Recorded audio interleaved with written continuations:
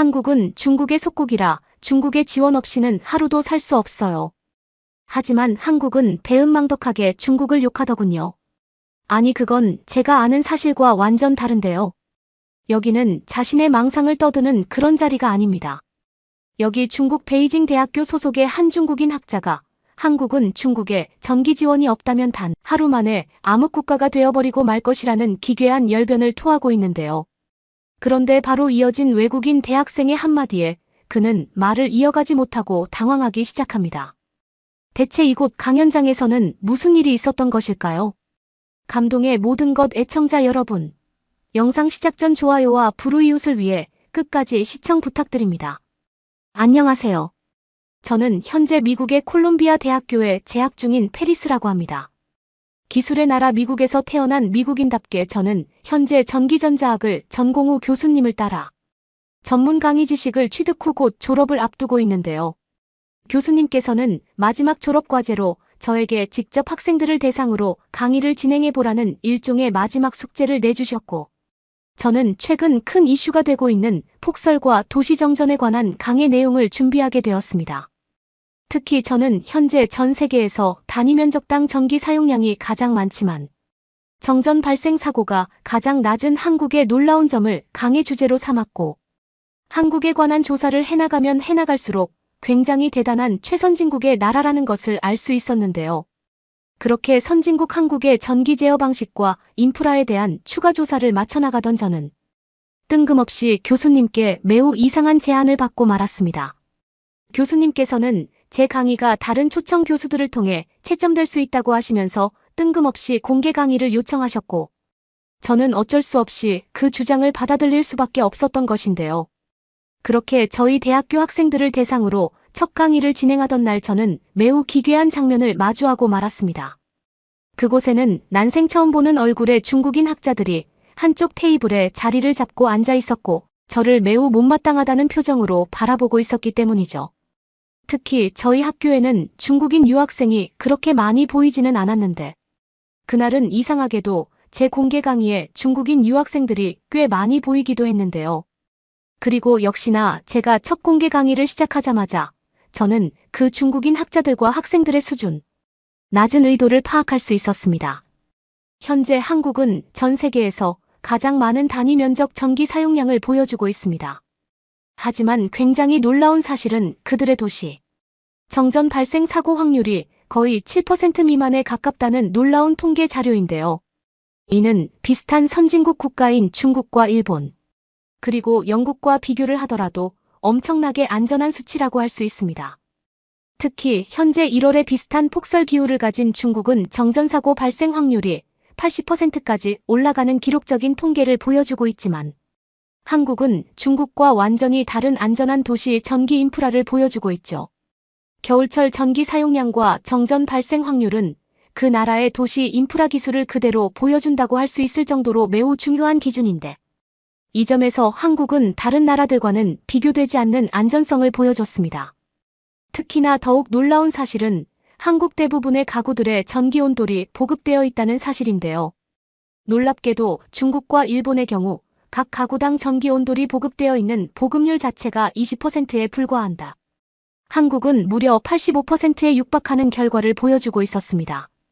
즉 한국은 그만큼 각 가구당 부유함의 수치가 굉장히 높다고 할 수 있는 것인데요.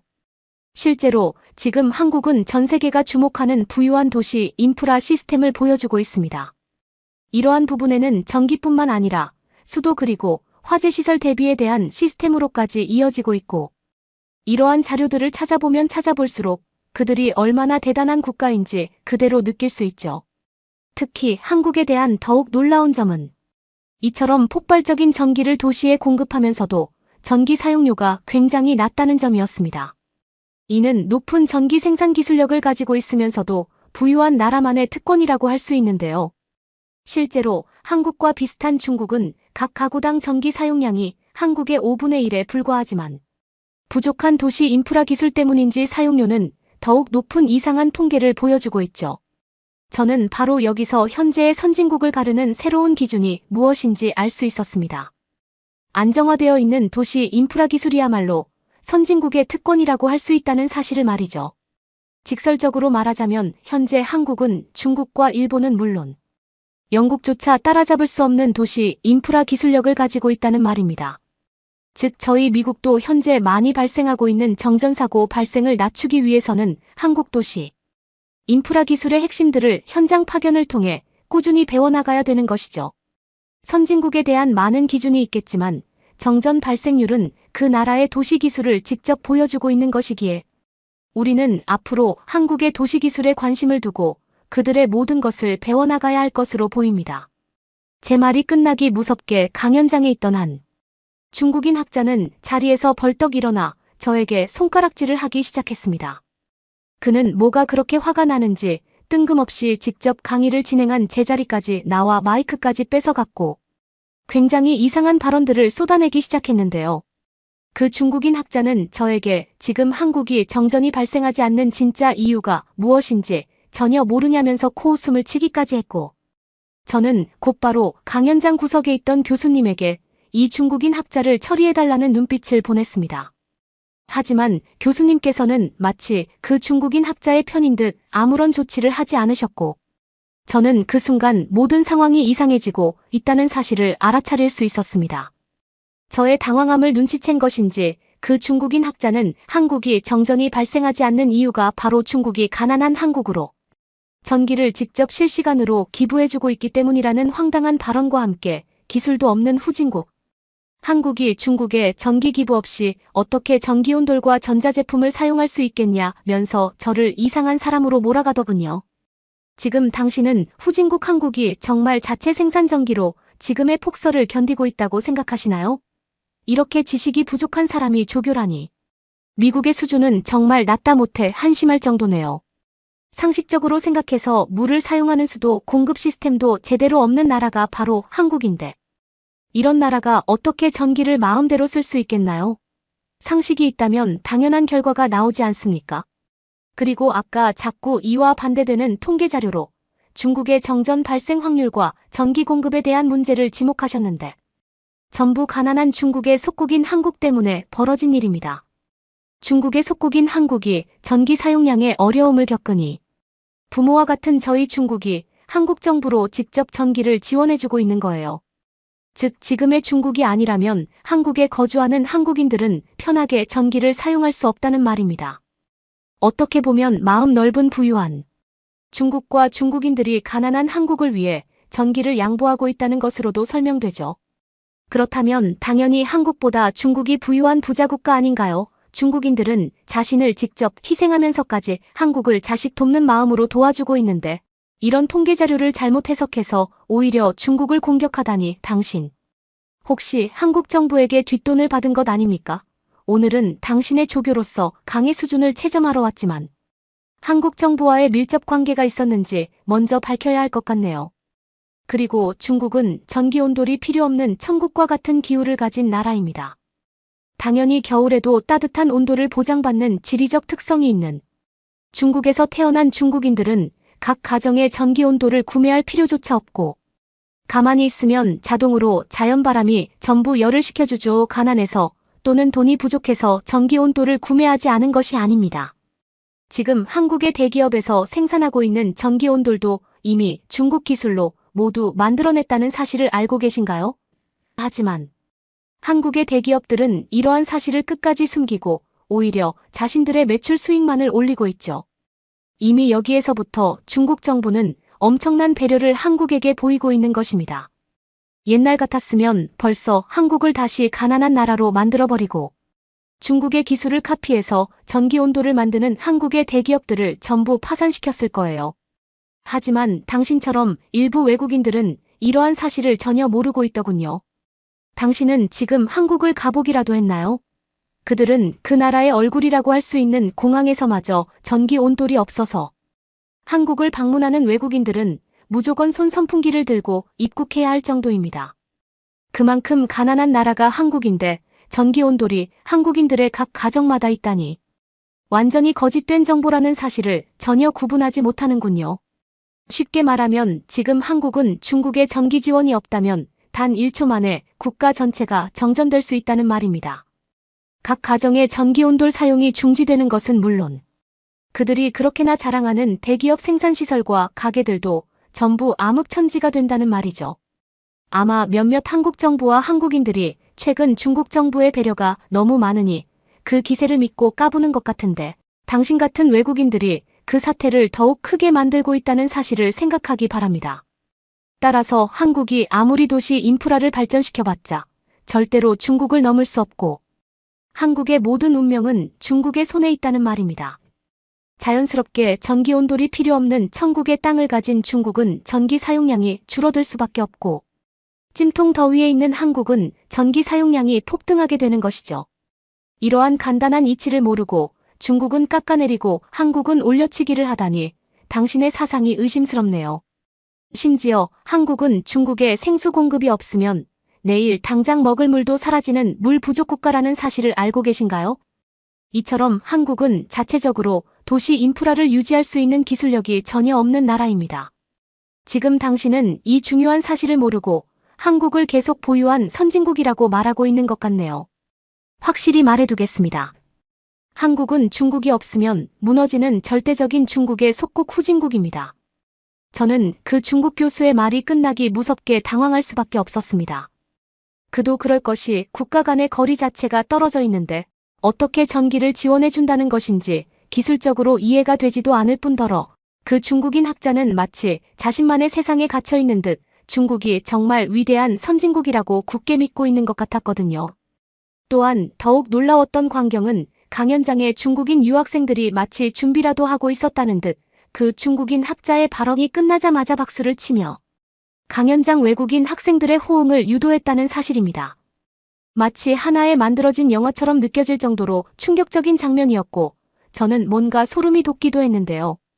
그런데 바로 그 순간 강연장에 있던 한 외국인 학생이 중국인 학자에게 충격적인 질문을 하기 시작했습니다. 그녀는 자리에서 일어나 어이가 없다는 듯 픽 웃더니 중국인 학자에게 중국에서 전기 온도를 사용해보기는 했냐면서 전기 온도가 몇 도까지 있는지 질문을 건넸는데요. 그런데 이 매우 간단한 질문은 중국인 학자는 당황한 듯 전기 온도를 설정할 수 있었냐면서 중국의 전기 온돌은 그런 것이 아니라는 패닉이 온 듯한 모습을 보이기 시작했습니다. 그리고 이어진 외국인 학생의 반격에 중국인 학자와 강연장에 중국인 유학생들은 그저 입을 다물어버리는 단체 역광광 현상이 나타나고 말았는데요. 중국 교수님에게 질문하고 싶습니다. 당신의 주장대로 중국이 한국에게 전기를 직접 기부하고 있다면 도대체 어떤 기술적 방식으로 전기를 전달하고 있나요? 한국과 중국의 절대적인 거리만 해도 단순한 전기선으로는 전달할 수 없을 정도이며 북한을 통과하는 것이 아니라면 바다를 지나가야 하는 문제점마저 가지고 있습니다. 이러한 황당스러운 이유를 제쳐두고서라도 한국이 중국보다 전기 생산량이 더 높은 나라인데 중국에게 전기를 기부받을 이유가 있을까요? 혹시 이런 간단한 통계 자료조차 지금 전혀 모르고 그런 어처구니 없는 발언을 내뱉으신 것 아닌가요? 심지어 지금 중국의 전기 기술자들은 한국으로 이민을 오거나 유학을 와서 전기관리 기술을 배우고 있다고 알고 있는데 이건 중국 정부의 주도하에 진행되는 국가 사업 아닌가요? 이미 교수님의 주장과 다르게 중국 내부에서는 한국의 기술력이 없으면 아무것도 하지 못하는 역설적인 현상이 나타나고 있습니다. 교수님의 주장과는 완전히 반대되는 상황이라고 할 수 있죠. 그리고 아까 뭐라고 하셨죠? 중국은 전기 온돌이 필요 없는 천국의 기후와 영토를 가지고 있다고 하셨는데 당장 지난 1년 중국의 겨울철 평균 온도를 확인해 보도록 하겠습니다. 평균 온도는 영하 20도에 육박하고 있으며 동상 피해자만 270만 명에 달하고 있죠. 하지만 매우 놀라운 것은 그들 모두 야외에서 외부 활동을 하다가 동상 피해를 입은 것이 아닌 자신의 집에서 피해를 입은 사람들이 대부분이라는 사실입니다. 즉 중국의 수도 베이징을 제외한 대다수 외곽 지역 도시의 중국인들은 자신의 집에 전기 온돌이 없어서 추위를 견디지 못해 신체가 얼었다는 말이죠. 만약 교수님의 주장대로 중국이 한국보다 정말 뛰어난 부유 국가였다면 그리고 중국의 전기 공급 기술이 한국보다 높았다면 이런 일이 발생했을까요? 아마 절대 일어나지 않았을 것입니다. 하지만 이와 반대로 지금 한국은 수도인 서울을 제외하고서라도 거의 모든 외곽 도시들에서 똑같은 전기 사용량을 누릴 수 있습니다. 심지어 한국의 가전제품 판매 대기업들은 한국에 있는 소외 가정에까지 직접 무료로 전기 온돌을 전달하고 있죠. 심지어 이들은 해외로까지 퍼져나가 전기 온돌과 공기청정기를 기부하고 사용법을 알려주는 국가 사업도 진행하고 있습니다. 즉 지금의 한국은 전 세계적으로 자신들의 기술력을 바탕으로 하는 선한 영향력을 보여주는 선진국의 모습을 여실히 보여주고 있다는 말인데요. 그리고 지금 교수님께서는 중국 대도시의 변압기들 대부분이 고장나서 버려져 있다는 사실을 전혀 모르시는 것 같네요. 당장 어제만 하더라도 중국은 베이징의 대부분 지역에 전기를 공급하지 못했습니다. 심지어 비상발전기 시스템마저 없어서 그들은 암흑 속에서 일을 했고 전기 온돌마저 제대로 사용하지 못했죠. 만약 한국으로 전기를 줄 수 있는 여유가 있다면 중국인들이나 먼저 챙기는 건 어떨까요? 그래봐야 교수님의 주장대로 한국으로 전기를 보내고 있다는 사실은 거짓말이겠지만 말이에요. 그리고 여기에 더 추가로 정정해드리고 싶은 사실은 바로 중국을 선진국이라고 인정하는 국가는 단 한 군데도 없다는 사실입니다. 전 세계의 그 어떤 나라의 선진국 국민이 길거리에서 옷을 내리고 화장실을 이용하고 월급이 100만 원도 되지 않을 수 있을까요? 심지어 이는 한국과 비교를 해본다면 더욱 적나라한 시민의식과 경제적 수치입니다. 특히 지금 중국의 대부분 대기업들은 실력으로 성장한 것이 아닌 당신들이 그토록이나 가난한 나라라고 주장하는 한국 중소기업의 기술을 그대로 카피해와서 발전시킨 경우가 대부분 아닌가요? 한국은 오로지 자신들만의 기술력과 독창성으로 기술을 발전시켜 자국민들의 효율성과 편리함을 극대화시켰는데 중국의 대기업들은 한국의 기술을 카피하지 못하면 아무것도 못하잖아요. 이미 여기에서부터 선진국과 후진국은 완벽하게 갈리고 만 것입니다. 한국인들은 전기온돌을 사용하며 편하게 지내고 있을 시간에 중국인들은 촛불을 켜고 암흑 속에서 지내고 있죠. 이게 바로 중국과 한국의 상반되는 현실입니다. 저희가 외국인 학생들이라고 한국에 대한 잘못되고도 이상한 사상을 전달하지 마세요. 외국인 학생의 당돌한 팩트 폭격에 중국인 학자는 그만 말을 이어나가지 못했고 아이의 입도 뻥긋하지 못했는데요. 심지어 얼마나 당황한 것인지 중국 교수는 식은땀까지 흘리며 그건 사실이 아니라는 말만 횡설수설하기 시작했고 저는 어딘가 모를 통쾌한 감정을 느끼고 말았습니다. 실제로 그 중국 교수 옆에 있던 또 다른 중국의 교수들 또한 외국인 학생의 반박에 제대로 된 해명을 하지 못하고 있었고 이는 중국의 교수들이라는 작자가 얼마나 수준 낮은 실력으로 교수가 되었고 중국 정부의 뒷돈을 받고 이런 선동작전을 하고 있는 것인지 완벽하게 들통나버린 순간이었죠. 그런데 중국인들의 기괴한 만행은 여기서 그치지 않았는데요. 중국 교수가 맥없이 무너져 내리자 바로 그때부터 강연장에 있던 또 다른 중국인 유학생들이 날뛰기 시작했기 때문입니다. 그들은 이제서야 한국에 대한 악감정이 있다는 본심을 완벽히 드러내기라도 한 듯 한국인들의 폭발적인 전기, 온돌 사용 때문에 전 세계 대기오염이 심해지고 있다는 기괴한 주장을 하더군요. 전문적인 대학 수업을 받은 중국인 유학생들의 수준이 겨우 이 정도라니. 저는 그들이 왜 그렇게나 한국에 열등감을 보이고 이렇게까지 하는지 이해가 되지 않았습니다.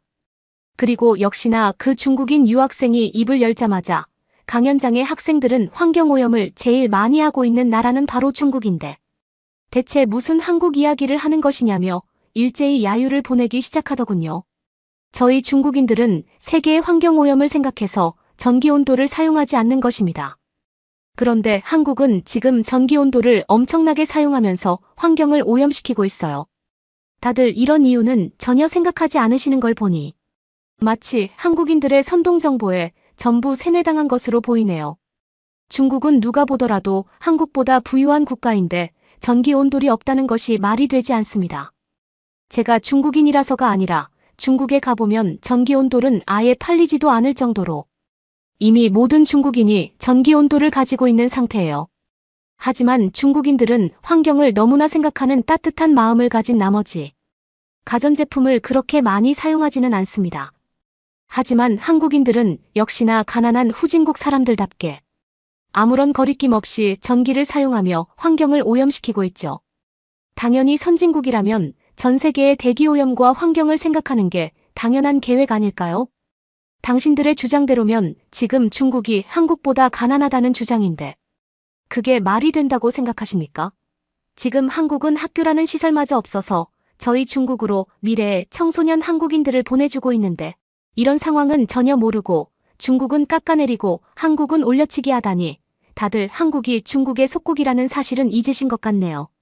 심지어 지금 중국인들은 환경을 생각해서 물마저 엄청나게 아껴 쓰는데 도시 인프라를 마음대로 사용하면서 환경을 오염시키는 한국을 욕해야 정상 아닌가요?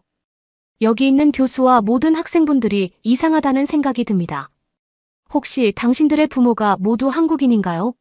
뜬금없이 나타난 중국인 유학생은 진정으로 환경을 생각해서 물과 전기 사용을 아끼는 중국인들이야말로 선진국 중에 선진국이라며 웃음 참지 못할 발언들을 이어나갔습니다.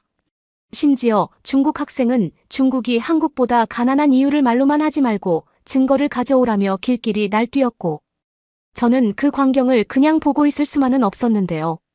조곤조곤 이야기해도 들어줄까 말까인데 또다시 한국인들이 환경오염을 시키고 있다는 이상한 주장을 하다니 저는 끓어오르는 분노를 참을 수 없었기 때문입니다. 그리고 역시나 제가 입을 열자마자 그 중국인 유학생들은 하나같이 입을 다무는 모습을 보이는 것이 전부였는데요. 지금 전 세계에서 가장 환경을 많이 오염시키고 있는 나라는 바로 중국 아닌가요?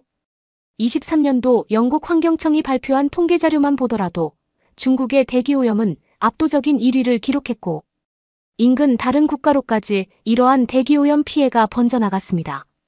심지어 불과 1년 전만 하더라도 당신들은 제대로 된 식습관 문화를 바로잡지 못해 엄청난 바이러스를 퍼뜨리지 않았나요? 바로 그때 전 세계의 모든 국가들은 중국 때문에 엄청난 경제적 피해와 인적 피해를 입었습니다.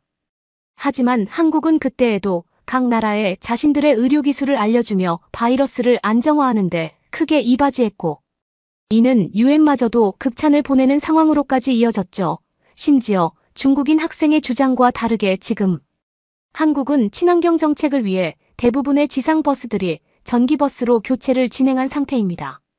그리고 그 결과로 버스 매연의 발생률은 극히 낮아지고 있죠. 하지만 중국은 아직도 지상버스들에서 독한 매연이 뿜어져 나오고 있습니다. 전기차를 자체적으로 생산해내는 기술을 가진 한국과 다르게 중국은 아무런 친환경 전기 기술력을 가지고 있지 않기 때문인데요. 어떤가요? 중국 유학생의 주장과 다르게 오히려 환경오염은 중국이 더 심하게 하고 있는 상황 아닌가요? 한국은 애초부터 친환경적으로 도시 인프라 기술력이 향상해왔으며 이는 가히 독보적일 정도로 전 세계의 새로운 기준이 되어주고 있습니다. 21세기에 가장 모범이 되는 선진국이라고 할 수 있을 정도로 그들의 친환경 도시 정책은 혀를 내두를 기술력을 보여주고 있죠. 한국이 거의 모든 도시 인프라 정책에서 성공적인 사례로 언급되고 있는 건 그럴 만한 이유가 전부 있는 것입니다. 이제부터라도 몰상식한 당신과 같은 중국인들은 한국이 진정한 선진국이라는 사실을 깨닫고 정신을 차리시길 바랍니다. 혹시나 나중에 중국의 참혹한 진실을 알게 되더라도 한국으로 이민을 갈 생각을 하지는 마세요. 중국인들이 도망친 곳에는 천국이 없으니까요. 구독과 좋아요 부탁드리며 사연자분께 전해드릴 댓글도 남겨주시면 전달해드리겠습니다. 그러면 더욱 감동적인 다음 사연으로 넘어가겠습니다. 오늘의 사연은 얼마 전 한국을 방문했다가 눈앞이 깜깜해질 정도로 무서운 일을 겪었다는 한 여성이 전해온 사연입니다. 그 사건을 겪은 그날 이후 그녀는 생각한 것들이 모두 다 무너뜨려져 버렸다고 이야기합니다. 그리고 또 사연자는 한국에 온 이후 익숙했던 것들이 모두 낯설어져 버렸다며 이젠 다시 자신은 예전의 모습으로 돌아갈 수 없다며 이게 다 한국 때문이라고 한국 탓만을 하고 있다고 하는데요. 과연 그녀가 이렇게 한국 때문이라고 말하는 까닭은 무엇인 걸까요? 안녕하세요. 저는 레아라고 해요. 현재 20살이고 지금 메이크업 회사에서 일을 하며 메이크업을 배우고 밤에는 투잡을 뛰며 생활을 하고 있는 통통 튀는 20대입니다. 캐나다 출신이고 한국에 온 지는 이제 1년 가까이 돼가는 것 같아요. 아직 한국어는 너무 서툴고 어렵지만 그래도 어느 정도 어려운 단어만 아니면 꽤 잘 알아듣는 것 같아요. 왜 메이크업을 하면서 여자들은 수다를 많이 떨거든요. 그러면서 자연스럽게 귀가 많이 트이게 된 것 같아요. 아, 저의 투잡은 뭐냐고요? 그건 뒤에서 말씀드릴게요. 우선 첫 번째 직업부터 이야기 드리고요. 제가 메이크업이라는 직업을 꿈으로 삼은 이유는 간단해요. 메이크업은 정말 흥미로운 일이잖아요. 사람을 아무런 의학적인 도움 없이도 다양한 모습으로 바꿀 수 있으니까요. 저는 메이크업이 정말 마법이라고 생각해요. 세상에 마법이 없다고들 하지만 화장을 잘하는 사람들을 보면 그런 소리는 아마 못하실걸요. 마법에 가까울 테니까 말이에요. 제가 사실 메이크업을 좋아하게 된 계기는 좀 특별한 이유가 있어요. 저는 유난히 탈이 잘 나고 빈혈도 심했으며 특히 피부에 문제가 있는 아이였어요. 아토피가 태어날 때부터 심각해서 남들이 먹는 것보다 더 가려서 음식을 먹어야 했고 어릴 때 잘 모르고 잘 때 손톱으로 긁은 상처가 얼굴에 군데군데 남아 있었죠. 그걸 지우고 싶었어요. 하지만 너무 어려 아직 수술은 이르다는 답변만 돌아왔죠. 중학생이 되면서 예민한 사춘기에 접어들었고 저는 흉터가 더 싫어졌습니다. 제 얼굴을 보는 게 흉측해졌는데도 부모님은 괜찮다고 다독여주시기만 할 뿐이었어요. 실제로 제 마음은 전혀 괜찮지 않았는데도 말이죠. 그러다 우연히 메이크업으로 제 상처를 가려보면서 점점 자신감이 생기게 됐어요. 그때 저는 알았죠. 메이크업이 단순한 화장이 아니라는 걸 말이에요. 부모님은 제가 미술에 소질이 있다며 미술을 하길 권하셨어요.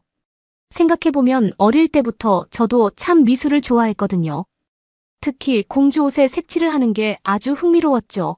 그러다가 얼굴에 칠하는 게 재미있어졌고 점점 종이가 아닌 인형에 칠을 해보고 싶었고 인형의 연습을 하다가 사람 얼굴에도 그림을 그려보고 싶다는 생각이 들었어요. 하지만 캐나다는 그렇게 메이크업이 잘 발달되어 있지 않았죠. 그래서 저의 로망의 1순위는 꼭 대한민국 서울이어야 했습니다.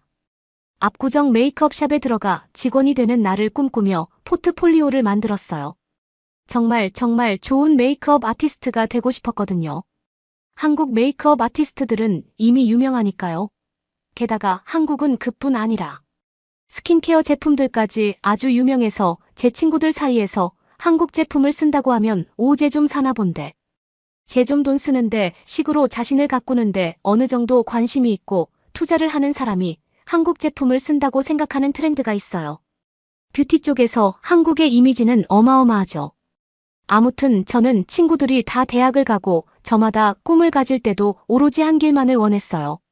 그건 바로 한국행이요. 그런데 제 친구들은 어리석은 거라고 한국 사람들은 들었는데 얼마나 계산적인지 아냐고 한국 사람들이 이기적이며 빠른 것만 좋아하고 너무 바쁜 삶을 사느라 저처럼 잘 모르는 사람들을 배려해 줄 것 같냐는 비관적인 말들 뿐이었어요.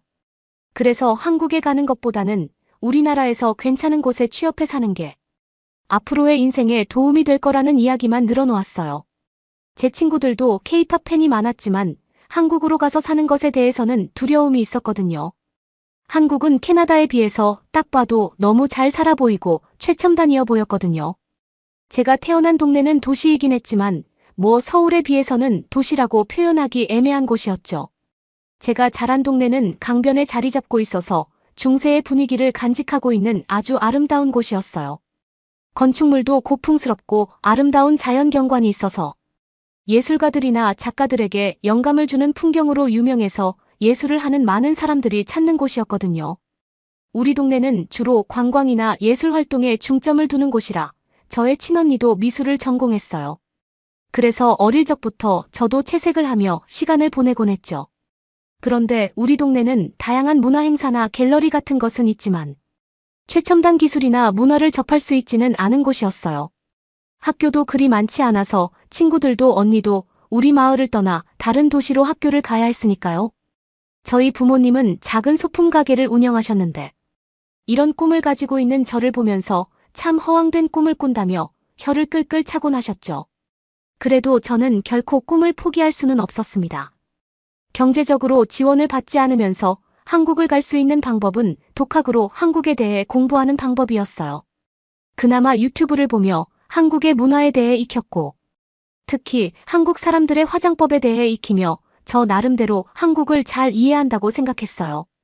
그리고 캐나다에 무료로 한국어 수강을 해주는 곳이 있었는데 운 좋게 제가 들어갈 수 있게 돼서 간단한 기초 대화 정도는 습득할 수 있었죠. 부모님은 고등학교가 돼서도 대학을 가기 위해 공부하기보다는 한국을 가기 위해 준비하는 저를 못마땅하게 여기셨어요. 답답해하셨죠. 언니는 탄탄대로로 성장하는 데 반해 저는 부모님의 기대와 반대로 간다고 생각하셨으니까요. 그러던 어느 날 우리나라에서 메이크업 대회가 열렸습니다. 메이크업 대회를 학원을 다니지 않고서 혼자 준비하는 일은 정말 힘들긴 했지만 그래도 나름 집에서 최선을 다해 공부했기 때문에 기본기는 탄탄했습니다. 메이크업의 기본이었던 기본적인 피부 준비 컨투어링이나 기법을 숙지하는 문제에 대해서는 이론으로 완벽히 숙지했고 피부학이나 색채학은 책을 구매해 집에서 연습을 해보며 익혔습니다. 메이크업을 하기 위해서는 최신 메이크업 트렌드를 지속적으로 연구하고 그걸 저만의 스타일로 해석하는 게 중요한다. 모든 메이크업의 최신 트렌드는 거의 한국에 맞춰져 있었죠. 예전에는 할리우드 스타들의 메이크업을 따라간다고 봤다면 이제는 한국 스타일을 오히려 미국 스타일에 맞춰 재해석해 사용할 정도였으니까요. 저는 한국식 스타일을 기반으로 한 포트폴리오를 준비했어요. 그래서 친구들에게 양해를 구해 친구들의 얼굴에 다양한 스타일의 메이크업 작업을 통해 사진으로 남겨 포트폴리오를 작성하게 됐죠. 대회에 나간 날 아쉽게도 본선에서 저는 떨어지고 말았습니다. 그럴 수밖에 없었어요. 거긴 그들만의 리그였거든요.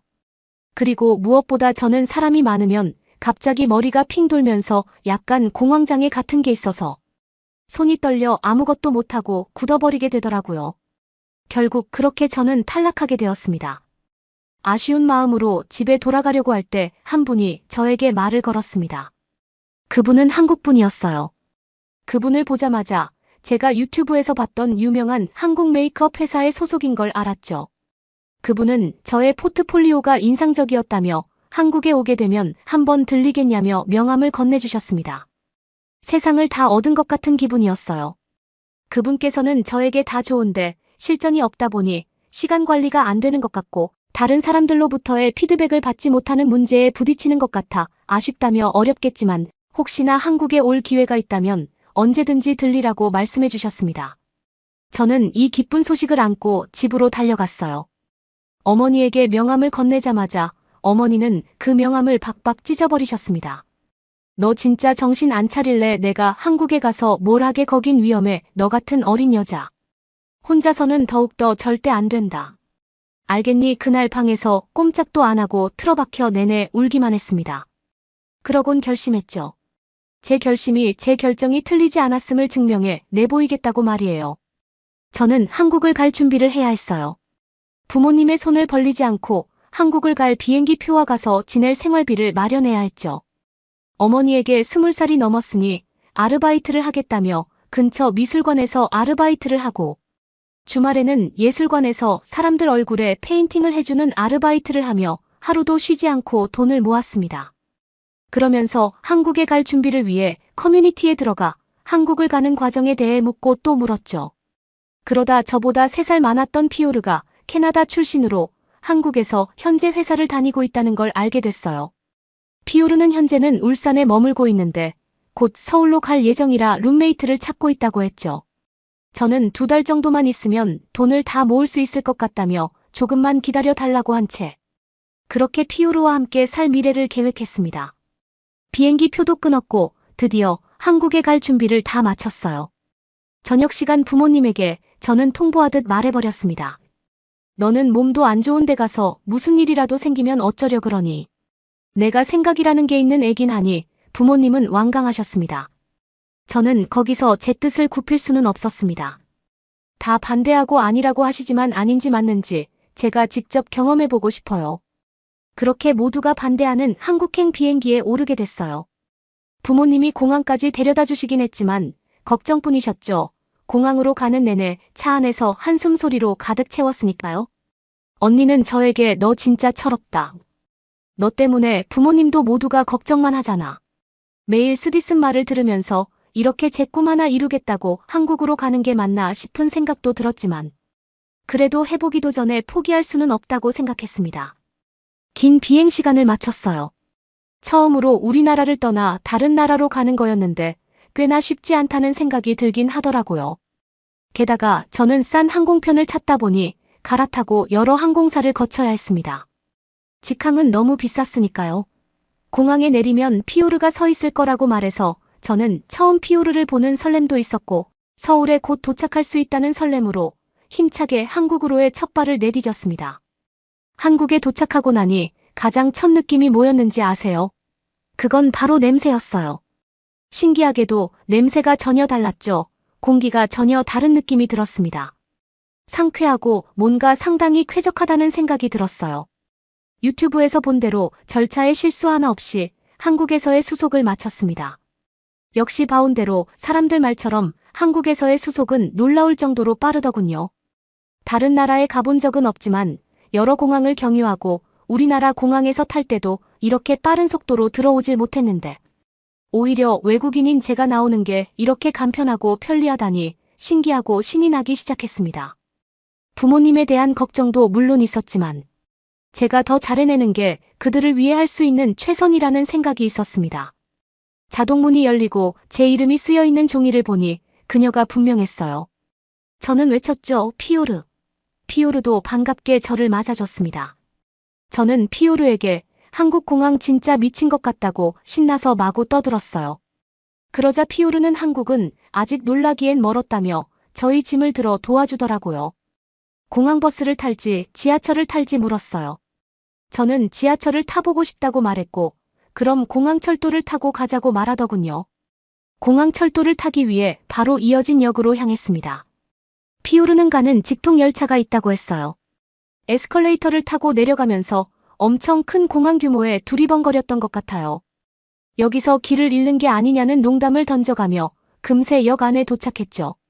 내려가자 논스톱으로 40분 만에 간다는 안내판이 쓰인 걸 발견했습니다. 큰 짐을 들고도 전혀 불편하지 않게 개찰구부터 열차를 타는 곳까지 갈 수 있는 시스템이 신기하기만 한전은 계속해서 연신 감탄만을 했던 것 같아요. 개찰구는 입장 15분 전에 들어갈 수 있게 되어 있더군요.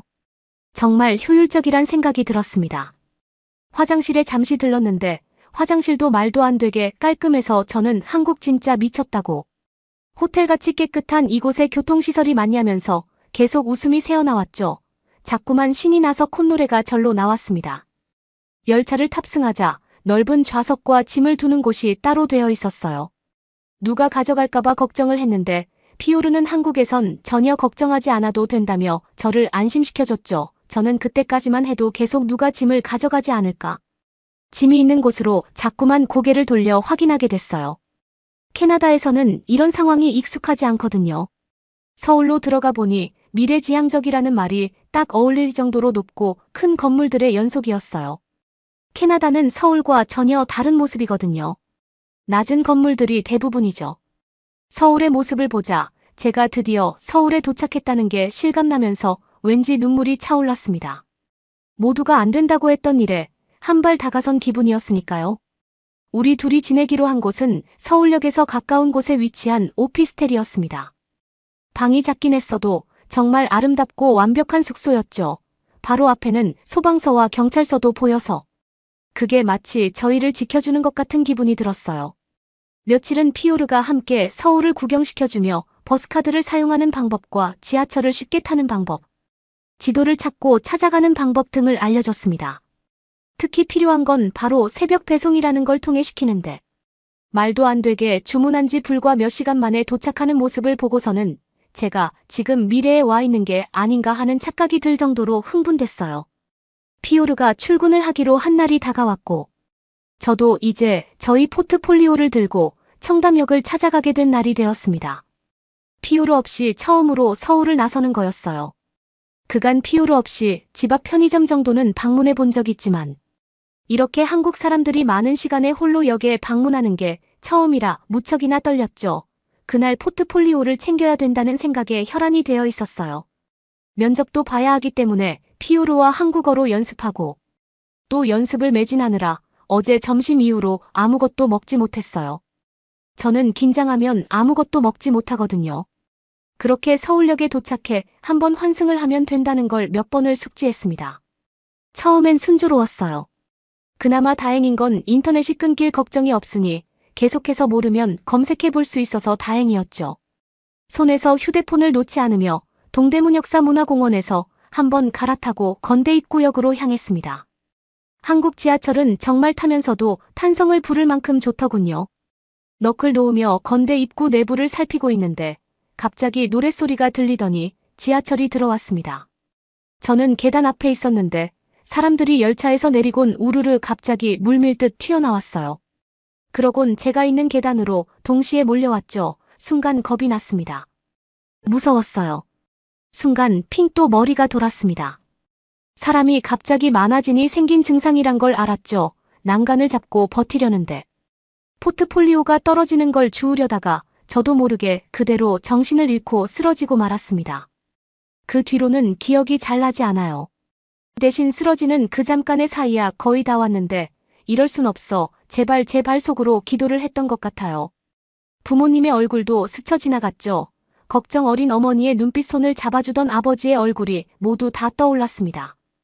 유럽권에서는 여자 혼자 이런 공간에 쓰러지게 된다는 건 어떤 의미인지 익히 들어 알고 있었거든요. 정말 운이 좋은 경우가 가진 걸 다 탈탈 털리고 몸은 무사한 경우라고 볼 수 있죠. 저는 제발 몸은 무사하기를 포트폴리오도 무사하기를 그 와중에 그런 마음이 들었습니다. 그러고 잠시 모든 것이 깜깜해졌습니다. 그렇게 얼마나 지났을까요? 눈을 살짝 떠봤는데 깜깜한 곳에 아무도 없었습니다. 정말 무서웠어요. 모두의 말이 맞았어. 나는 결국 이렇게 되는구나. 아찔한 순간이었습니다. 눈물이 새어나와 울기 시작했어요. 그런데 우는 저희 소리를 들었는지 누가 문을 확 열더군요. 저는 너무 놀라 몸을 웅크리고 제발 살려달라고 두 손으로 빌기 시작했습니다. 그러자 문을 연 사람은 지하철 역무원으로 보이는 사람이었죠. 그 옆에 한국인 3명이 있었습니다. 그리고 거긴 지하철 사무실 내 한켠에 위치한 사무실이었어요. 그들 중 한 명이 저에게 영어로 말할 수 있냐고 물었고 저는 할 수 있다고 대답했죠. 그들은 건대 학생인데 커플이라고 했습니다. 쓰러지는 저를 남성이 받아주어 다행히 다친 곳도 하나 없었고 그녀들은 다 흩뿌려진 저의 소지품들을 하나하나 주워 깨끗하게 닦아서 모아주기까지 했더군요. 구급대를 부를까 하다가 혹시나 사정이 있어서 불법 체류를 할 수도 있을까봐 기다려주었다면서요. 그 말을 듣자 저는 안도감과 감사함에 눈물이 마구 흘렀습니다. 이 소식을 들은 피오르도 놀래서 허둥지둥 달려왔어요. 저에게 병원을 가보자고 하더군요. 저는 한국 분들에게 감사하다고 말하려고 했는데 피오르와 이야기하는 사이 그들은 이미 가버리고 없었습니다. 저는 그분들의 연락처라도 달라고 말씀드렸고 그건 개인정보라 추후 문제가 발생하게 되면 알려줄 수밖에 없다고 하셨죠. 피오르는 어떻게 된 일이냐며 제가 쓰러질 뻔했던 곳에 함께 가봤는데요. 그곳은 정말 가파르고 대리석으로 되어 있어서 그들의 도움이 없었더라면 저는 뇌진탕이나 큰일이 정말 생겼을 수도 있었을 거라며 아찔해했습니다. 결국 피오르와 저는 한국 병원에 가서 다른 문제가 없는지 남은 검사를 받았습니다. 면접을 가기로 한 회사에는 사정을 설명드렸고 다음에 가기로 말씀드렸죠. 한국의 병원에서도 역시나 말도 안 되는 속도로 검사도 하더니 결과까지 나오더군요. 그러더니 외국인 전용 서비스로 저에게 설명까지 해주셨습니다. 빈혈 증세가 심각하고 공황장애가 있는 것 같으니 꼭 나중에 병원에 내원해보라고 제안해 주셨죠. 그러면서 간호사 선생님은 저에게 다른 나라에 와서 많이 놀랐겠다면서 진심으로 걱정까지 해주셨습니다. 그제야 저는 제 소지품들을 하나씩 다 확인해 볼 수 있었습니다. 혹시 몰라 지갑에 현금도 많이 뽑아들고 있었는데 단 하나도 사라지지 않았고 먼지까지 다 털어놓은 걸 보고선 감동의 눈물이 흘렀습니다. 제가 이렇게 감동을 한 이유는 특별한 사연이 있긴 했어요. 예전에 저희 가족이 처음으로 여행을 갔던 적이 있었어요. 캐나다에 위치한 퀘벡이라는 곳인데 하이킹과 산악자전거, 그리고 겨울에는 겨울 스포츠를 즐기는 곳으로 유명한 캐나다의 대표적인 여행지예요. 캐나다 사람들은 가족과 함께 시간을 보내는 것을 상당히 중요하게 여겨서 부모님은 가족여행에는 돈을 전혀 아끼지 않으셨거든요. 그리고 무엇보다 캐나다는 현금을 많이 써서 그때 상당한 현금을 인출해서 갔었죠. 그때 저는 고등학생이었고 언니는 대학교 겨울방학이었죠. 그때는 겨울이라 우리 가족은 다 같이 레저를 즐기고 사우나를 즐기기 위해 가려고 했습니다. 언니는 새로 산 아이패드와 제 휴대폰 그리고 저희의 전 재산이 있던 현금 모두 다 캐비닛에 보관하고 어머니는 불안하시다며 현금 중 일부는 가지고 타셨죠. 그런데 혈압이 있던 아버지가 갑자기 호흡곤란이 오셨고 갑자기 아버지의 약을 찾아야 하는 상황이 왔습니다. 아버지의 약을 꺼내기 위해 캐비닛을 열어본 순간 우린 절망할 수밖에 없었어요. 우리의 락커는 모두 텅 비어 있었고 리조트 측에서는 CCTV가 고장나 별 수 없다는 말만 했죠. 다행히 응급대원들로 인해 아버지는 무사하셨지만 신분증이고 뭐고 아무것도 없던 우리들은 정말 난감한 상황을 겪어야 했어요. 그런데 아무도 우리를 도와주려고 하기는커녕 그러게 그걸 왜 다 거기에 둔 거냐며 우리를 멍청하다고 취급했거든요. 건강에 위협이 왔다 갔다 하는 순간에 매섭게 느껴지던 사람들의 싸늘한 태도는 잊히지 않았습니다. 그런데 제가 전혀 살아보지도 않았던 이 낯선 나라에서 아예 저를 모르는 사람들에게 대가를 바라지도 않는 호의를 받았다는 게 너무 감사한 경험일 수밖에 없었죠. 저는 이 사실을 몽땅 부모님에게 말씀드렸습니다. 부모님은 너무 다행이라는 말을 하셨어요. 그러고 한국 사람들은 어떻게 그럴 수가 있냐며 믿지 못하시더라고요. 그래서 저는 부모님에게 나중에 내년에는 꼭 한국에 모실 수 있게 하겠다고 말씀을 드렸고 벌써 부모님에게 말씀드렸던 그날이 얼마 안 남았네요. 다음 주면 부모님이 한국에 오시거든요. 그리고 저는 그 일이 있고 나서 다음 주에 바로 면접을 봐서 한국의 메이크업 샵에서 일하게 되었어요. 계속해서 연습해도 잘 안 되는 게 있어요. 한국 사람들 특유의 손기술이라고 해야 할까요? 그리고 특유의 감각은 아무리 연습해도 잘 안 되더라고요. 아마 계속해서 연습해야 되겠죠. 샵은 요새 K-뷰티를 체험해보고 싶어하는 외국인 손님들 예약이 넘쳐나요? 그래서 저처럼 한국 샵에 일하고 싶어하는 사람도 많아지고 있죠. 그걸 어떻게 아냐면요. 제 투잡 두 번째 직업이 사실 한국으로 저처럼 취업을 꿈꾸는 친구들을 위해 멘토 활동을 하는 커뮤니티 운영자 활동을 하고 있거든요. 거기서는 한국으로 가고 싶어서 요새 안달난 젊은 친구들이 정말 많다는 걸 알 수 있거든요. 한국 아티스트들을 보며 꿈을 키웠던 것처럼 나중엔 제가 누군가의 꿈이 될 수 있을지도 않을까요? 부모님이 오시면 한국이 얼마나 살기 좋은 곳인지 제 선택이 얼마나 옳았는지 보여드릴 수 있다는 생각에 요즘 신이 나 미치겠어요. 아마 부모님들도 한국을 한번 오시고 다시 캐나다에 돌아가시고 나면 모든 것이 낯설게 느껴지실 거예요. 한국을 한번 경험하고 나면 결코 이전으로 돌아갈 수 없다고 확신하거든요. 그러면 더욱 재미있는 다음 사연으로 넘어가겠습니다. 한국은 솔직히 좀 과하지 않아? 나는 안 가고 싶어. 여기 이탈리아의 한 부티크에서 여성 2명이 이야기 중입니다. 둘은 친구 사이처럼 보이는데요. 둘 중 동양인 친구가 한국으로 여행을 가자고 제안하는데 이다른 여성은 거절하는 모습을 보이죠. 하지만 결국 곧 한국의 공항에서 그녀가 걸어 나오는 게 보이네요. 과연 그녀는 한국 여행을 잘 알 수 있을까요? 저는 로마에 사는 영국인으로서의 삶을 항상 자랑스럽게 생각해왔습니다. 26살에 이탈리아 패션 업계에서 일하고 싶다는 꿈을 이루었죠. 지난 5년 동안 빛의 도시는 제 집이었어요. 저는 매일 아름다움과 스타일, 우아함에 둘러싸여 있었죠. 이탈리아 최고의 패션 브랜드 중 하나인 르미에르에서 일하면서 재능 있는 디자이너들과 함께 일하고 최신 트렌드를 접할 수 있었죠. 저는 매력적인 거리를 걷고 노천 카페에서 커피를 마시고 멋진 건물을 감상하는 것을 좋아했습니다. 로마는 제가 기대했던 모든 것이었습니다.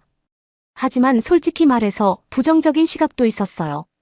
마음속 깊은 곳에서는 이탈리아 문화보다 열등하다고 생각하는 문화를 경멸했죠. 특히 한국 문화에 대해 비판적이었어요. K-팝 음악과 한국 드라마의 세계적인 인기는 저를 혼란스럽게 만들었습니다. 세련된 이탈리아 예술과 엔터테인먼트에 비하면 화려하고 피상적으로 보였죠. 제 절친한 친구 연지는 한국계 영국인이었고 저에게 계속 한국에 함께 가자고 권유했어요. 미야, 과자 정말 재미있을 거야. 어느 날 커피를 마시며 그녀가 재촉했어요. 이번 여름에 내가 하는 문화교류 프로그램은 정말 멋진 프로그램이야. 같이 가게 된다면 한국을 사랑하게 될 거야. 저는 미간을 찌푸리며 편견을 분명히 했습니다. 글쎄 연지야, 사실 한국은 나에게 매력적으로 다가온 적이 없어. 제가 조심스럽게 말했습니다. 솔직히 말하면 로마에 비하면 좀 촌스럽고 과한 것 같지 않아? 연지의 얼굴에 상처와 놀라움이 역력했습니다. 미아 얄팍한 인상만으로 한 나라 전체를 무시하면 안 돼. 그녀가 부드럽게 꾸짖었습니다. 한국에는 내 생각보다 훨씬 더 많은 것이 있어. 한국은 풍부한 역사와 문화, 첨단 도시 훌륭한 사람들이 있어. 열린 마음을 가지고 한번 생각해봐. 그녀의 말이 가슴에 와닿았던 이유는 그녀의 말이 옳다는 것을 알았기 때문입니다. 연지는 해외 생활의 어려움 속에서도 항상 저에게 힘이 되어준 친구였으니까요. 그녀를 위해 제가 할 수 있는 최소한의 일은 제 시야를 넓히는 것이었죠. 그래, 내 말이 맞아. 나는 억지로 미소를 지으며 동의했습니다. 서울에서 여름을 같이 보내자. 대신 내 개인 가이드가 되어서 좋은 곳을 다 보여줘야 해. 그럼 후회하지 않을 거라고 약속할게. 연지가 행복하게 외쳤습니다. 아마 한국이 내 시각을 완전히 바꿔놓게 될 거야. 몇 주 후 저는 서울로 향하는 비행기에 몸을 실었고 긴장되는 마음으로 창밖을 보고 있었어요. 한편으로는 걱정이 되면서도 새로운 경험에 대한 호기심과 설렘이 가득했습니다. 과연 저는 저희 무지와 편견에 맞설 준비가 되어 있었을까요? 장시간의 비행 덕분에 한국에 대한 기본적인 사실에 대해 생각하고 찾아볼 시간이 충분했습니다.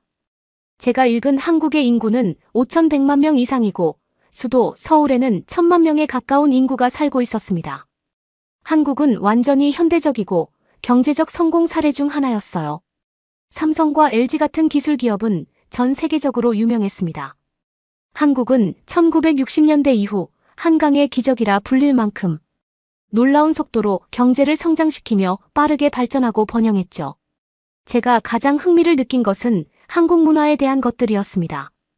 한국은 섬세한 도자기부터 활기찬 전통, 의상인 한복에 이르기까지 풍부한 예술적 유산을 자랑스럽게 여기고 있었어요. 발효 채소 구운 고기 강렬한 소스를 중심으로 한 고소하고 매콤한 한국 음식도 맛있어 보였죠. 물론 한국 음악, 드라마, 영화 등이 전 세계적으로 큰 인기를 끌고 있는 한류에 대해서는 이미 알고 있었고요. 비행기가 서울의 인상적인 인천국제공항에 착륙했을 때 제 가슴은 두근거렸습니다. 밝고 현대적인 터미널에 들어서면서 표지판에 적힌 한글을 보며 저는 심호흡을 했습니다. 미아 여기야. 연지가 열렬히 손을 흔들며 외치는 것이 들렸습니다. 그녀는 저를 따뜻하게 안아주었습니다. 한국에 온 걸 환영해 와보니 어때? 정말 신나. 저는 솔직하게 대답했습니다. 난 이제 내 눈을 통해서 한국의 특별한 점을 살펴볼 준비가 되어 있다고. 바로 그거야. 얼른 내가 좋아하는 장소들을 보여주고 한국의 멋진 문화에 대한 모든 것을 공유하고 싶어. 택시 승강장으로 걸어가면서 연지가 웃었습니다. 최고의 시간을 보낼 수 있을 거야. 서울로 향하는 길은 저를 놀라게 했습니다. 한글로 쓰인 수많은 네온 사인이 피곤한 채 눈을 현혹했습니다. 우뚝 솟은 고층 빌딩과 거대한 레드 광고판이 오래된 건물을 가리고 있었어요. 패셔너블한 사람들이 넓은 인도를 가득 메우고 있었죠. 레스토랑 문에서는 고기 굽는 냄새와 매운 음식 냄새가 진동했어요. 차분한 로마를 떠난 후 강렬한 에너지와 이국적인 느낌은 많은 것을 느끼게 해주었습니다.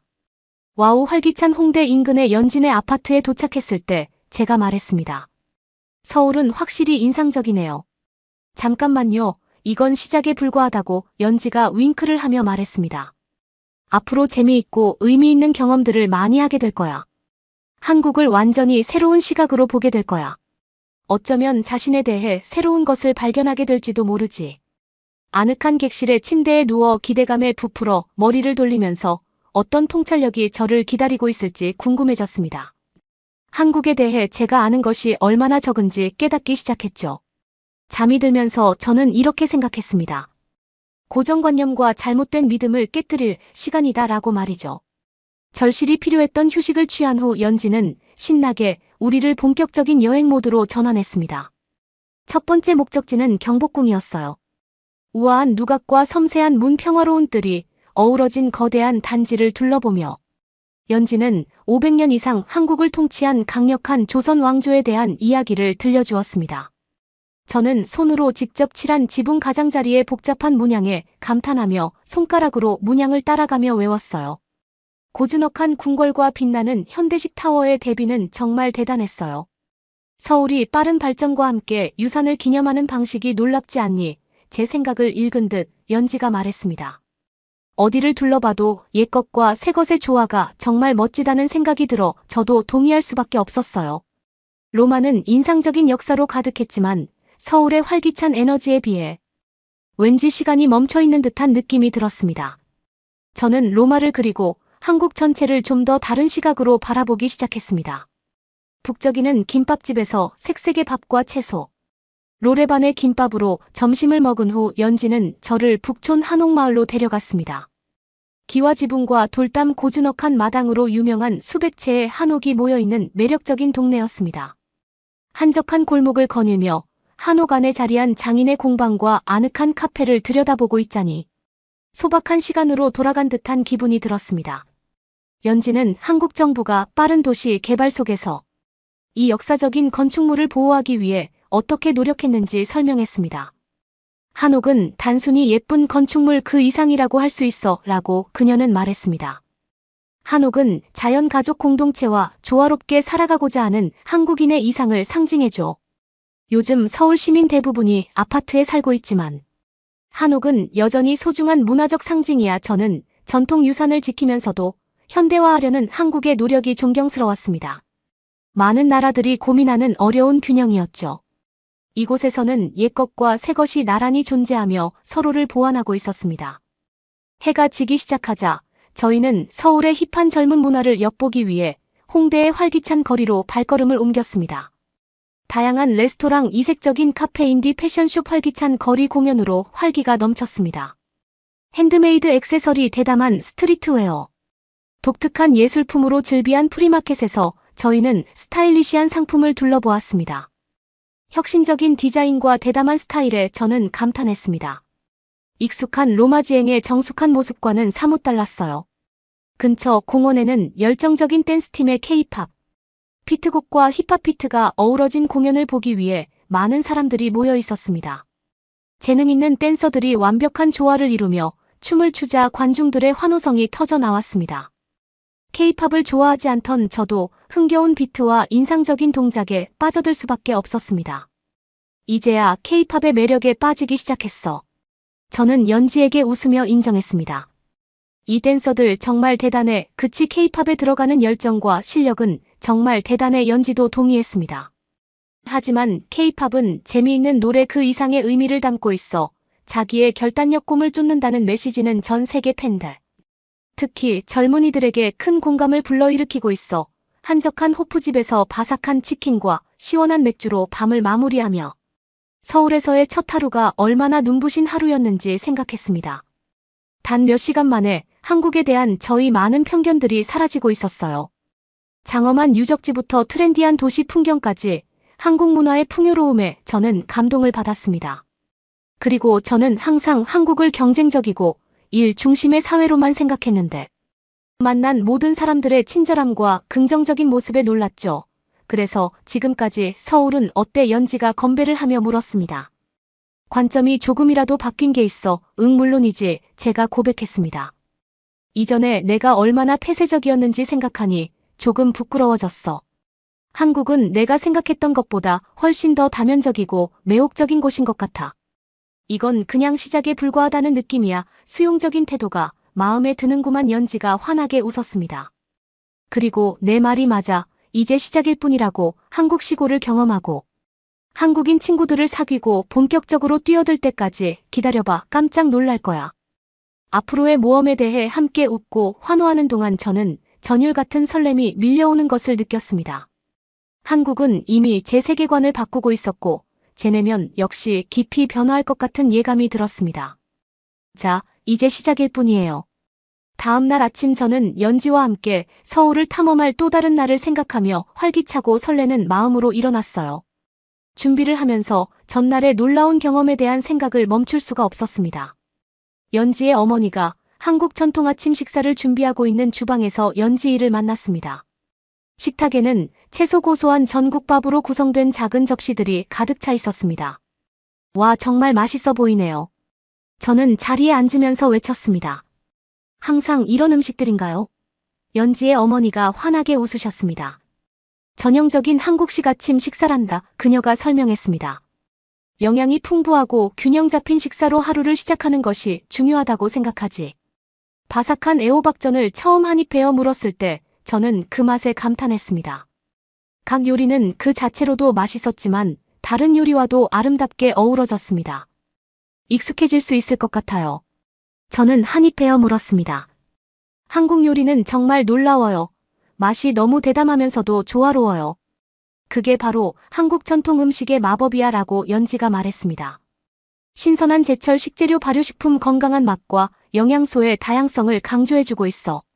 간단한 가정식 한 끼에도 세심한 배려와 정성을 기울이는 모습에 깊은 인상을 받았습니다.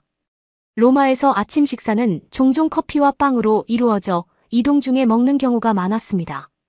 이렇게 여유롭고 공동체적인 식사 방식은 훨씬 더 건강하고 포만감이 느껴졌어요. 식사를 마친 후 연지와 저는 서울에서 가장 번화하고 활기찬 쇼핑 지역 중 하나인 명동으로 향했습니다. 지하철역에서 나오는 순간 저는 다른 세상에 온 기분이 들었습니다. 화려한 간판과 대형 비디오 스크린에서 눈에 띄는 광고가 번쩍거렸습니다. 매장 앞에서는 경쾌한 팝 음악이 흘러나왔습니다. 스타일리시한 젊은이들이 형형색색의 쇼핑백을 들고 인도를 가득 메웠습니다. 에너지가 넘쳐 보였어요. 이건 미친 짓이야. 나는 행복한 혼돈 속에서 연지에게 소리쳤습니다. 항상 이렇게 되어 있다고. 거의 그렇지. 그녀가 웃었습니다. 명동은 쇼핑 길거리 음식 사람 구경의 주요 중심지거든. 저희는 그 후 몇 시간 동안 번화가를 따라 늘어선 수많은 화장품 매장, 패션, 부티크 액세서리숍을 들락날락하며 시간을 보냈습니다. 저는 제품의 다양성과 혁신성, 특히 뷰티템에 놀랐습니다. 시트, 마스크, 에센스, 앰플 등 어지러울 정도로 다양한 제품들을 보며 한국의 스킨케어는 정말 수준급이야 라고 연지가 말했습니다. 기술, 성분, 여러 단계, 루틴이 글로벌 트렌드를 주도하고 있어. 제 주변 판매원과 쇼핑객들의 얼굴에는 환한 미소가 가득했습니다. 저는 집에 가져갈 신제품을 몇 가지 구입해야겠다고 마음속으로 다짐했습니다. 매장을 둘러보는 중간중간에는 활기찬 길거리 음식 카트에서 맛있는 간식으로 배를 채웠습니다. 따뜻한 군밤부터 바삭한 오징어 튀김, 달콤한 달걀빵까지 맛과 신선함이 가득한 모든 음식을 맛보았어요. 상인들은 친근한 농담으로 저희를 맞이하며 눈앞에서 능숙하게 요리를 준비했습니다. 오후가 저녁으로 바뀌자 명동은 빛과 소리, 냄새로 더욱 매혹적인 모습으로 변했습니다. 네온 사이는 어두워지는 하늘을 배경으로 더욱 밝게 빛났습니다. 고기를 굽는 지글거리는 소리와 뜨거운 프라이팬의 지글거리는 소리가 공기를 가득 채웠습니다. 식당과 노래방에서 활기찬 친구들이 쏟아져 나왔고 그들의 웃음소리가 거리에 울려 퍼졌습니다. 연지와 저는 아늑한 천막으로 된 포장마차에서 연지의 친구들과 함께 밤을 마무리했습니다. 우리는 소주병과 떡볶이가 담긴 뜨거운 그릇으로 가득 찬 작은 테이블에 둘러앉았어요. 소주잔을 부딪히며 든든한 안주를 먹다 보니 어느새 우리 일행의 끈끈한 동료애와 따뜻한 온기가 저를 감싸고 있었습니다. 연지의 친구들은 이탈리아 생활에 대해 호기심 어린 질문을 던지고 한국 여행에서 겪은 재미있는 이야기를 들려주었습니다. 포장마차 주인은 밝은 앞치마를 두른 할머니가 우리에게 공짜 간식을 가져다주며 다정하게 대해주었습니다. 언어 장벽과 문화적 차이에도 불구하고 저는 얼마나 빨리 환영받고 편안함을 느꼈는지 놀랐습니다. 로마의 사교계에서 종종 마주쳤던 쿨한 태도와는 달리 가식적인 태도가 전혀 느껴지지 않아서 신선했어요. 집으로 돌아오는 택시 안에서 소주와 웃음으로 볼이 빨개진 연지에게 내 친구들 정말 멋지다고 말했습니다. 다들 친절하고 현실적인 모습이 너무 좋아. 이탈리아에 있을 때 분위기와는 너무 달라. 그게 바로 한국 문화의 아름다움이야. 연지가 웃으며 말했습니다. 서울과 같은 거대하고 현대적인 도시에도 여전히 공동체 의식과 함께하는 분위기가 강해. 한국 사람들은 인간관계를 소중히 여기고 다른 사람을 편안하게 하기 위해 노력하고 있어. 그날의 사건을 되돌아보면서 한국 문화에 대한 저의 편견이 완전히 피상적이었다는 것을 깨달았습니다. 과시적 소비주의와 비인격적인 대도시라는 진부한 이미지를 믿어왔지만 실상은 훨씬 더 풍부하고 미묘한 차이가 있었어요.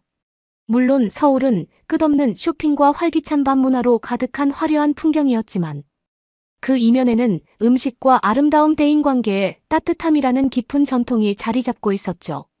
첨단 기술과 역사, 트렌디함과 전통, 미래, 지향성과 가족, 중심성 등 처음에는 이질적으로 보였던 모습들이 사실은 그토록 매혹적인 문화를 만들어내는 독특한 구조의 일부였습니다. 그날 밤 침대에 눈이 지난 이틀 동안의 닷새 새로운 순간과 의미 있는 교류가 머릿속을 휘젓고 다녔습니다. 저는 외적 내적 관점의 심오한 변화 속으로 휩쓸려 들어가는 것 같았습니다. 예전 같았으면 제 선입견에 고집스럽게 집착하며 프랑코필이라는 거품 바깥의 모든 것을 냉소적으로 바라보았을 것입니다. 하지만 한국에 와서 연지와 교감하고 본능적으로 한국 문화에 빠져들면서 제 머리는 가장 좋은 방식으로 재구성되고 있었어요. 열린 마음을 유지하고 판단하기보다는 이해하려고 노력하는 것의 아름다움을 깨닫기 시작했어요. 빠르게 변화하는 현대사회에서 커뮤니티의 가치와 소박한 일상의 즐거움에 대해 새롭게 인식하게 되었습니다.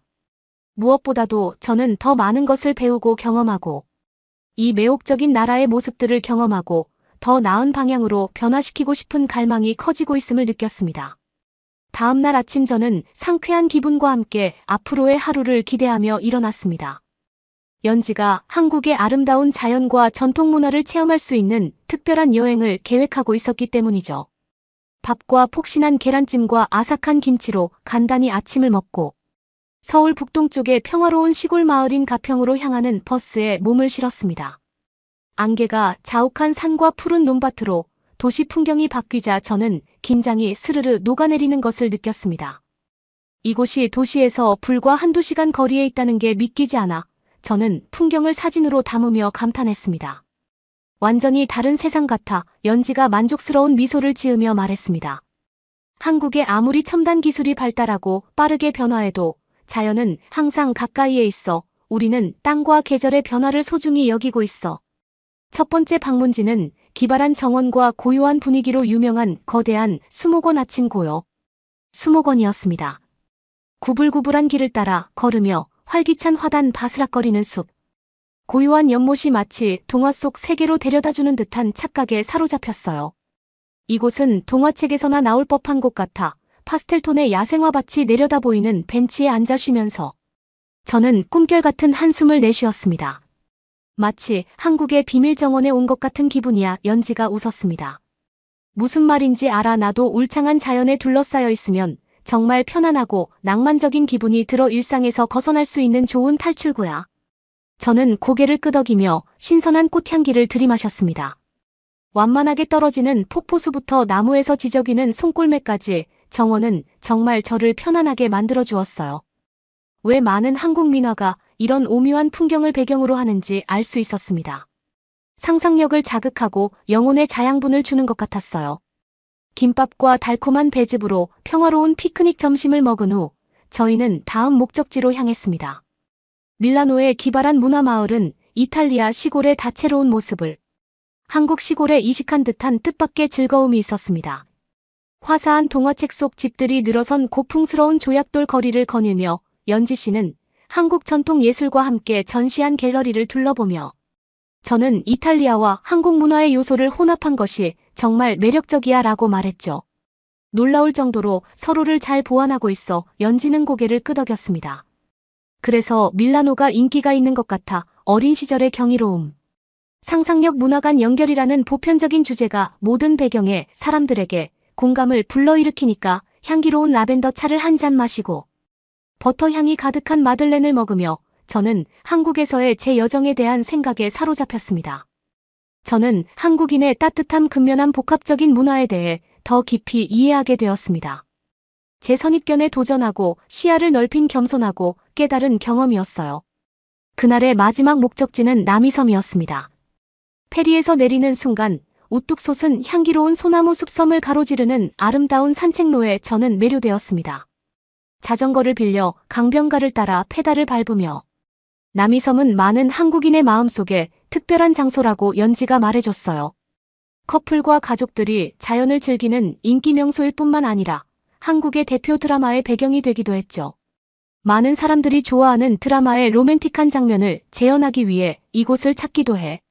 라고 그녀는 웃으며 설명했습니다. 촌스럽지만 귀엽지 실제로 커플 나무와 첫 키스. 다리 같은 섬의 명소들을 둘러보면서 셀카 포즈를 취하고 달콤한 말을 주고받는 별빛 가득한 커플을 발견할 수 있었습니다. 분위기는 사랑과 장난기 가득한 분위기로 가득했습니다. 반짝이는 강이 내려다 보이는 벤치에 앉아서 저는 왜 이곳이 로맨틱한 사람들에게 영감을 주는지 알 것 같다라고 말했습니다. 이 모든 자연의 아름다움과 이곳에서 펼쳐지는 이야기에 둘러싸여 있는 것은 마법 같은 일이야. 사랑의 힘을 믿게 될 수밖에 없어. 연지는 아쉬운 미소를 지으며 고개를 끄덕였습니다. 그게 한국 드라마의 본질이라고 생각해. 우리의 가장 깊은 감정과 환상을 건드리고 진정한 사랑은 어떤 장애물도 극복할 수 있다는 것을 보여주는 부분 말이야. 이야기가 과장되어 있더라도 핵심 메시지는 감동적일 때가 많아. 오후에 황금빛 햇살이 나뭇잎 사이를 비집고 물 위로 반짝이는 순간 저는 따뜻한 만족감이 저를 덮치는 것을 느꼈습니다. 자연의 아름다운 문화적 통찰력 정서적 울림이 어우러진 즐거운 하루였습니다. 가장 인상 깊었던 것은 환경의 경이로움, 문학적 주제 낭만적인 열망 등 다양한 요소들이 얼마나 완벽하게 어우러졌는지였습니다. 전통과 현대 자연과 문화 마음이 아름답게 공존하는 한국인의 삶의 방식을 완벽하게 담아낸 것 같았습니다. 서울로 돌아오는 버스 안에서 저는 새로운 통찰과 영감으로 머릿속이 빙글빙글 돌았습니다. 그날은 한국의 다른 면을 보여줬을 뿐만 아니라 제 자신의 다른 모습도 보여줬어요. 저는 그동안 제가 제한된 경험과 편견에 기반한 편협한 세계관에 사로잡혀 있었다는 것을 깨달았습니다. 하지만 문자 그대로든 비유적으로든 한국의 풍경에 몰입하면서 상상하지 못했던 방식으로 제 시야가 넓어지고 있었어요. 한국에서의 새로운 경험은 저에게 문화적 다양성의 아름다움, 정서적 연결의 중요성 미지의 세계를 포용하는 기쁨을 깨닫게 해주었어요. 그날 밤 마법에 걸린 정원과 동화 속 로맨스가 머릿속을 맴돌며 잠이 들면서 다음에는 한국이 어떤 놀라움을 선사할지 기대가 되었습니다. 다음 날 연지는 서울에서 저를 위해 특별한 깜짝 이벤트를 준비했습니다. 그녀는 서울의 활기찬 예술과 문화계에 종사하는 친구들을 소개해주고 싶어 했습니다. 저는 한국인들을 만나 그들의 세계를 좀 더 진정성 있게 엿볼 수 있다는 생각에 설레었습니다. 첫 번째 방문지는 창의적인 분위기와 젊은 에너지로 유명한 홍대 지역의 트렌디한 카페였습니다. 어울리지 않는 가구와 기발한 예술작품으로 가득한 아늑한 공간에 들어서자마자 활기찬 분위기가 느껴졌습니다. 패셔너블한 젊은이들이 김이 모락모락 나는 커피, 머그잔과 화려한 페스츄리빵 접시를 놓고 활기차게 이야기를 나누고 있었습니다. 미아 내 친구 다연이랑 형석이야. 연지가 젊은 여성과 따뜻한 미소에 훈훈한 남성을 소개하며 말했습니다. 둘 다 서울 시내에서 떠오르는 아티스트야. 만나서 정말 반가워. 다연이 제게 열렬히 악수를 청하며 말했습니다. 연지가 방문에 대해 다 얘기해줬어. 한국에 오신 걸 환영해. 술을 마시며 이야기를 나누다 보니 저는 다연과 형석의 친근하고 개방적인 성격에 금세 마음이 끌렸습니다. 그들은 로마에서의 제 경험과 지금까지 한국에 대한 제 인상을 듣고 싶어 했어요. 솔직히 깜짝 놀랐어. 저는 녹차 라떼를 마시며 이렇게 고백했습니다. 한국에 오기 전에는 한국 문화에 대한 선입견이 있었는데 오히려 내가 보고 배운 모든 것이 눈을 뜨게 하고 영감을 주었어. 형석은 신중하게 고개를 끄덕였습니다. 많은 방문객들이 공통적으로 느끼는 경험인 것 같아. 한국은 풍부하고 복잡한 역사와 정체성을 가지고 있지만 대중문화의 화려하고 상업화된 측면에 가려지는 경우가 많거든. 그래서 다연이랑 나는 우리의 예술을 통해 한국의 또 다른 면을 보여주고자 하는 열정을 가지고 있어라고. 그는 열정적으로 눈을 반짝이며 말을 이어갔습니다. 우리는 우리 문화의 전통적인 아름다움과 지혜를 기념하는 동시에 경계를 넓히고 새로운 형태의 표현을 탐구하고 싶어 호기심이 발동한 저는 그들에게 작품에 대해 더 자세히 말해달라고 요청했습니다. 다연은 자신이 한국 전통 수묵담채 기법을 현대적으로 재해석하는 화가라고 설명했습니다. 그녀는 아시아 고전 미술의 섬세한 성과 채색에 대담하고 현대적인 색채와 구도를 혼합한 멋진 풍경과 인물 사진을 보여주었습니다. 나는 자연의 조화와 균형에서 영감을 받아 그녀는 작품 중 한 작품에서 산맥의 우아한 곡선과 벚꽃의 장난스러운 대시를 가리키며 이렇게 말했습니다. 그 아름다움과 고요함의 정수를 담아내되 현대 한국의 정신을 반영하는 신선하고 역동적인 에너지를 담아내려고 노력했어. 반면 형석은 K-퓨전이라는 새로운 장르를 개척하고 있는 뮤지션이었습니다. 그는 한국 전통 민속 음악의 요소와 재즈 R&B 일렉트로닉과 같은 현대적인 스타일을 혼합했다고 설명했습니다. 나는 한국 옛 노래의 소울풀한 멜로디와 풍부한 스토리텔링을 좋아해라고. 그는 흥얼거리며 몇 곡을 흥얼거렸습니다. 하지만 나는 이러한 유산을 새로운 세대에게 적합하고 흥미롭게 만들고 싶어. 현대적인 비트와 악기를 섞어 과거를 기리는 동시에 미래를 바라볼 수 있는 사운드를 만들고 싶어. 다현과 형석이 자신의 비전과 작업에 대해 이야기하는 동안 저는 깊은 존경심과 유대감을 느꼈습니다. 재능이 뛰어날 뿐만 아니라 자신의 문화적 뿌리와 자신의 재능을 사회에 긍정적인 영향을 미치기 위해 깊이 헌신하는 두 젊은 아티스트였어요. 그들의 열정과 창의성은 제가 패션 분야에서 느꼈던 에너지를 떠올리게 했지만 더 깊은 목적 의식과 의미를 담고 있었습니다. 저는 모든 형태의 예술이 문화를 연결하고 중요한 이야기를 전달하며 사람들이 세상을 새롭고 변화된 방식으로 바라보도록 영감을 주는 힘을 가지고 있다는 것을 깨달았습니다. 커피를 다 마시고 수연이와 형석이와 작별 인사를 나눈 후 연지는 다음 목적지인 서울 외곽의 한국 전통 한옥마을로 저를 데려다 주었습니다. 그녀는 우아한 곡선 지붕과 고즈넉한 마당을 갖춘 이 고풍스러운 목조 주택들이 한국 건축 유산의 살아있는 박물관으로 보존되고 있다고 설명해 주었습니다. 평화로운 골목길을 거닐며 정교한 조각과 활기찬 정원을 감상하는 동안 저는 더 단순하고 조화로운 삶의 방식으로 시간을 거슬러 올라간 듯한 기분이 들었습니다. 한옥은 다현이가 그림에서 포착한 것과 같은 균형과 평온함, 즉 자연과의 깊은 교감과 과거의 지혜에 대한 존중을 구현하는 것 같았어요. 저희는 한옥 중 한 곳에서 서예 가구, 심지어 옷에까지 사용되는 전통 한지인 한지를 전문으로 만드는 한장인을 만났습니다. 그는 당나무 껍질을 수확하고 가공한 다음 섬유를 섬세하게 펴서 한지를 만드는 고된 과정을 보여주었습니다. 한지는 단순한 재료가 아니라 우리 문화적 영혼의 상징입니다. 라고 그는 설명하며 풍화작용을 거친 손놀림을 우아하게 움직였습니다. 한지는 수세대에 걸쳐 우리 민족을 지탱해온 인내와 절제 아름다움에 대한 사랑을 상징합니다. 정교한 종이를 손가락으로 만지며 그 강도와 부드러움에 감탄하는 동안 저는 일상생활의 가장 소소한 물건에도 담긴 예술성과 정성에 대해 새삼 감사함을 느꼈습니다. 빠르게 변화하고 일회용품이 넘쳐나는 현대사회에서는 장인, 정신의 가치와 오래도록 사용할 수 있는 물건을 만드는 기쁨을 잊기 쉽습니다. 하지만 이곳 옛 한국의 심장부에서는 이러한 미덕이 여전히 소중히 여겨지고 기념되고 있었습니다. 한옥마을 너머로 해가 지기 시작하자 연지와 저는 다시 북적이는 서울의 거리로 돌아갔습니다. 하루 종일 마주친 새로운 광경과 소리 아이디어들로 머릿속이 떠들썩했습니다. 다현과 형석을 만나면서 한국 현대미술계의 놀라운 활력과 혁신을 느낄 수 있었습니다. 그들은 전통이라는 풍부한 토양에 뿌리를 내리면서도 대담하게 미래의 문화를 만들어가는 신세대 크리에이티브의 일부였습니다.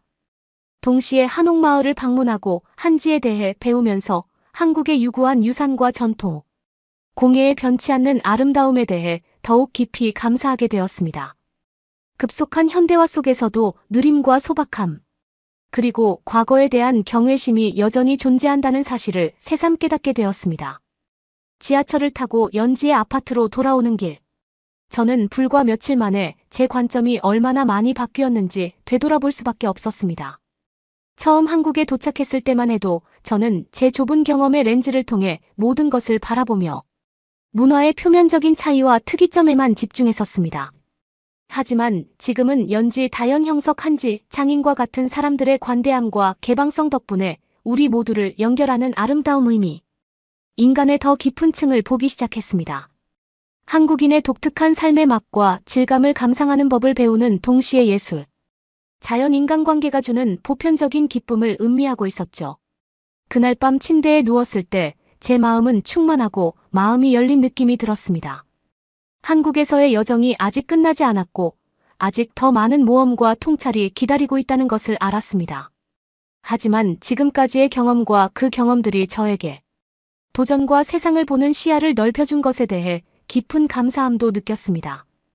여행이란 단순히 새로운 장소를 보거나 새로운 음식을 맛보는 것이 아니라 새로운 관점과 삶의 가능성을 만나는 것임을 깨달았습니다. 앞으로 며칠 몇 주 동안 한국의 마음과 영혼을 더 깊이 들여다보고 한국 사람들과 전통을 배우고 그것이 제 삶을 어떻게 풍요롭게 하고 변화시킬 수 있는지 보고 싶다는 생각이 들었습니다. 잠들기 전 저는 앞으로의 여정에 대한 새로운 설렘과 개방감을 느꼈습니다. 어떤 도전과 놀라움이 기다리고 있든 호기심과 연민경이로움의 정신으로 마주할 수 있을 거라는 생각이 들었죠. 그리고 로마로 돌아갈 때쯤이면 한국에 대한 새로운 사랑과 존경심은 물론이고 저 자신과 글로벌 커뮤니티에서 저의 위치에 대해 더 넓고 깨달은 시각을 갖게 될 것 같다는 느낌이 들었습니다. 여러분은 어떻게 보셨나요? 응원과 격려의 한마디씩을 댓글로 남겨주시기 바랍니다. 사연자분들에게 전달해드리겠습니다. 실제 사연 제보를 받고 있습니다. 채택되신 분께는 작은 선물도 보내드리고 있습니다. 저희의 사연이 여러분의 하루에 작은 힘이 될 수 있었으면 좋겠습니다. 감동적인 사연을 주변 분들과 이야기 나눠보세요. 더욱더 좋은 영상으로 다시 찾아뵙겠습니다.